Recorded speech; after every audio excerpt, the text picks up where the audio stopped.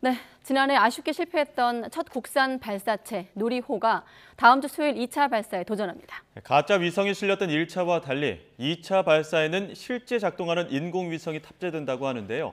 6일 앞으로 다가온 누리호 발사, 어떤 점을 주의 깊게 봐야 할지 취재 기자와 함께 알아보겠습니다. 문화생활과학부 김진두 기자 나와 있습니다. 네. 안녕하세요. 네, 먼저 2차 발사가 다음 주 수요일 날, 그러니까 네. 15일로 예정이 되어 있습니다. 발사 시각은 오후 4시로 예정돼 있죠? 기본적으로 오후 4시로 설정을 해놓는 겁니다. 그런데 전날 그 발사대 쪽으로 누리호가 이송이 되고요. 네. 그리고 모든 점검을 거치게 되고 발사 당일 오전이 가장 중요합니다. 그 네. 안에 전기 배선 신호나 여러 가지 밸브들 작동 여부를 꼼꼼하게 검토를 하게 되는데 거기에서 문제가 생기면 시간이 조금 연기되거나 네. 아예 날짜가 연기될 수가 있고요. 거기에 문제가 없다면 당초 예정된 시각인 오후 4시를 기준으로 발사 시각이 정해질 겁니다. 언제 발사될지 여부는 발사 예정 시각의 1시간 반 전쯤에 공식 발표가 되는데 네. 지난번 1차 발사 때도 오후 4시가 발사 시각이었는데 약간의 문제가 발생돼서 그걸 하는 과정에 시간이 걸리면서 오후 5시에 결국은 발사가 이루어진 바가 있습니다. 네, 그때 기억이 나네요. 그렇죠. 워낙에 1차 발사 때도 YTN이 생중계하면서 이를 좀 중점적으로 보도했었는데 아쉽게 실패했거든요. 그때 3단 엔진이 예정보다 일찍 꺼졌던 게 원인이었던가요? 그렇습니다. 3단 엔진은 누구도 여기에 문제가 생길 거라고 생각했던 사람들이 거의 없었습니다. 네. 3단 엔진이 지금 모사가 나오고 있는데요. 3단 엔진의 아랫부분에 있는 곳이 탱크, 케로신 탱이라고 등유의 일종의 연료가 들어가고요. 그 연료가 케로신만 들어가는 것이 아니라 그 위에 보면 산화제 탱크라고 있지 않습니까? 네. 산화제가 같이 섞여서 추진제가 됩니다. 폭발력을 더 키우기 위해서 그렇게 되는 건데 문제는 위에 달려있는 산화제 탱크 안에서 발생했습니다.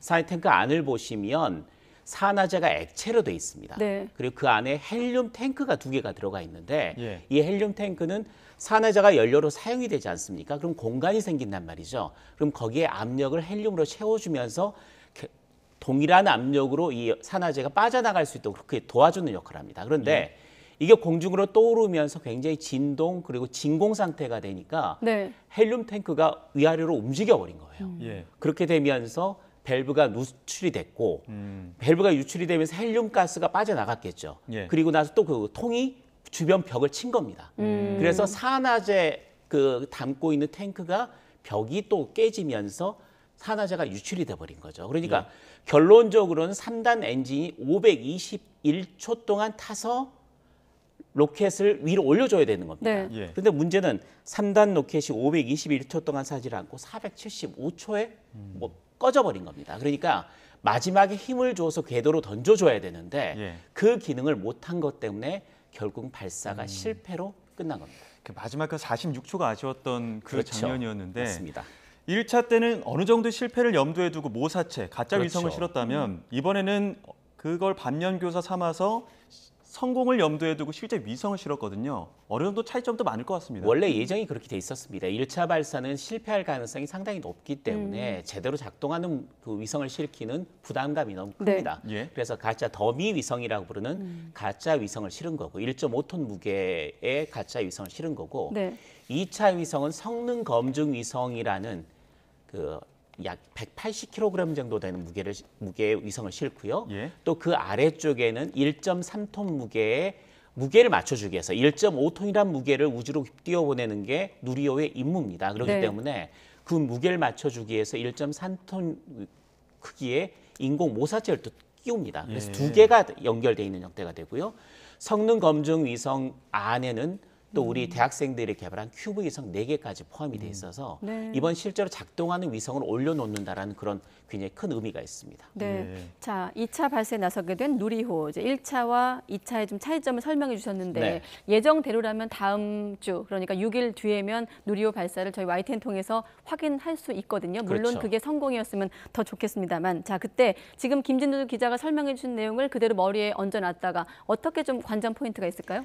관전 포인트는 발사 시퀀스를 보면 명확하게 알 수가 있습니다. 그래픽이 준비되어 있는지 좀 발사 봤으면 좋겠는데요. 시퀀스? 예. 네, 이게 발사 시퀀스입니다. 예. 현장에서 가장 먼저 봐야 될 부분은 네. 발사 이륙 순간입니다. 영철하고 되는 이륙 순간인데요. TV로는 화염이 엄청난 화염을 내뿜는 누리호 모습을 볼 수가 있고요. 예. 현장에 가신 분들은 엄청난 불꽃을 내뿜고 또 굉음이 동시에 들립니다. 네. 그래서 굉장히 그 웅장한 모습을 연출하는, 그리고 가슴이 약간 먹먹해지는 느낌까지 볼 게 바로 발사 그 이륙 순간입니다. 이륙 순간이 가장 먼저 중요하고요. 또 왜 영초예요, 중요하냐면 영초. 네, 영초인데 이게 300톤 추력을 완전히 화염을 내뿜으면서 300톤 추력을 낸 뒤에 발사가 됩니다. 그렇게 되기 때문에 이게 영초가 되는 거고요. 네. 더 중요한 거는 1단이 4개의 75톤 엔진을 클러스터링, 그러니까 한 몸처럼 움직이게 하는 그 기술이 굉장히 중요하거든요.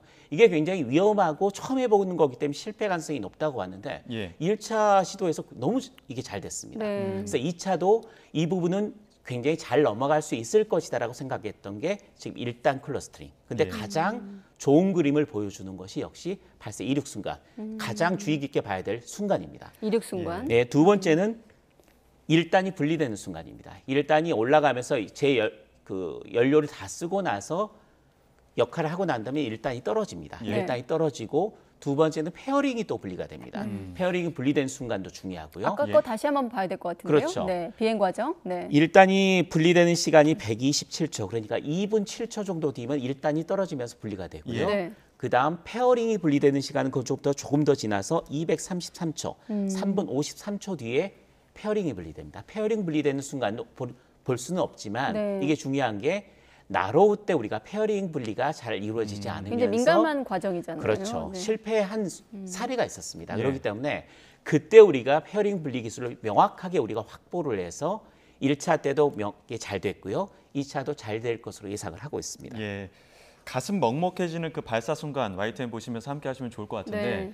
발사 어떤 기점마다 단계로 소개를 해 주셨습니다만 이게 발사와 임무라고 하는 두 가지 측면에서 좀 분리해서 봐야 된다면서요. 그렇죠. 하나만 더 하자면 이제 3단까지 이번에 실패한 것까지 잘 해서 실제로 우리가 이야기하는 그 위에 작동하는 성능 검증 위성이 고도 700km 우주 궤도에 제대로 진입한다면 그거는 발사가 성공하는 겁니다. 예. 그러니까 우리 발사체가 처음 만들어진 한국형 발사체가 이 정도 무게의 모사체와 성능 검증 위성을 싣고 고도까지 올라서 제 속도로 냈다라는 게 발사 임무는 성공이 되는 겁니다. 그런데 우리가 발사체를 개발하는 이유는 위성을 실어서 보내기 위한 거거든요. 그래서 발사는 성공했지만 그다음 위성이 제 역할을 할 수 있어야지만 임무가 성공한다고 우리가 이야기를 하는 겁니다. 네. 임무가 성공하는 거는 성능 검증 위성이 3단에서 떨어져 나온 뒤에 우주 궤도를 돌다가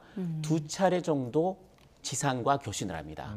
첫 번째 교신을 하는 곳이 남극 세종기지와 교신을 하게 됩니다. 예. 두 차례 정도 교신을 하게 되는데 교신. 발사 이후 42분과 53분에 두 차례 남극 세종기지와 교신을 하고요. 예. 그때 교신이 되면 성공 가능성이 굉장히 높은 거고 조금 더 지나서 1시간 40분, 45분 두 차례에 걸쳐서 네. 대전에 있는 항공우주원 지상국과 또 교신을 하게 됩니다. 만일에 남극 세종기지에서 잡히면 거의 성공이다. 대전에서 와서 다시 신호가 잡혀서 교신이 성공한다면 완벽한 임무 성공으로 볼 수가 있습니다. 네. 방금 김 기자께서 성능 검증 위성 언급하셨는데 네. 그 안에 초미니 큐브 위성 4개가 들어있는 좀 특이한 구조라면서요. 그렇죠. 보통 위성이라 한다면 무게가 몇백 킬로 정도 되는 위성 그리고 몇 네. 톤짜리도 이제 중대형 위성까지 가게 네. 되는데 큐브 위성은 보시는 것처럼 저 화면에서 보시는 것 굉장히 작은 위성입니다. 예. 하나하나에 10cm, 10cm 정도 되는 것들을 몇 개를 붙인 것들을 큐브 위성이거든요. 예. 그런데 이 큐브 위성을 2019년대 국내에서 큐브 위성 경진대회를 열었는데 4개 대학이 입상을 했습니다. 그게 서울대, 연세대, 카이스트, 조선대였거든요. 예. 그 학생들이 실제로 큐브 위성을 제작을 했습니다. 예. 그렇게 제작한 위성을 성능 검증 위성에 실어서 우주로 띄워보내는 겁니다. 성능 검증 위성은 16분 정도 지나면 바로 우주 궤도로 진입을 하고 아까 말씀드렸듯이 1시간 40분 정도 지나면 네. 대전 지상국과 교신을 하면 임무 성공이라고 했는데 예. 큐브 위성은 조금 더 있다 나옵니다. 이게 세계적으로 처음 시도해 보는 건데 위성에서 위성을 쏘는 겁니다.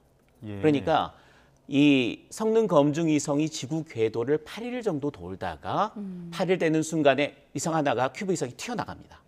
그리고 이틀 간격으로 하나씩 튀어나가게 됩니다. 그러니까 발사 2주 정도까지 큐브 위성이 하나씩 다 튀어나가서 실제로 교신이 된다면 완벽하게 큐브 위성까지도 첫 시도에서 성공한 셈이 되는 그 겁니다. 역할은 뭐죠? 그 큐브 위성 큐브 위성 역할? 각각이 예. 굉장히 간단한 장치들, 그러니까 지상을 볼 수 있는 장치들이나 여러 가지 전파 신호로서 볼 수 있는 장치, GPS 같은 것들을 다 장착을 예. 하고 있는데 네. 대부분이 대기 관측, 미세먼지 관측 예. 또는 재난 관측 뭐 이런 식의 역할들을 하게 됩니다. 예. 그러니까 작은 위성이지만 어느 정도의 역할, 과학적인 임무를 할 수 있는 그런 위성들이 되고 대학생들이 만들었다라는 게 가장 큰 의미가 있는 거고요.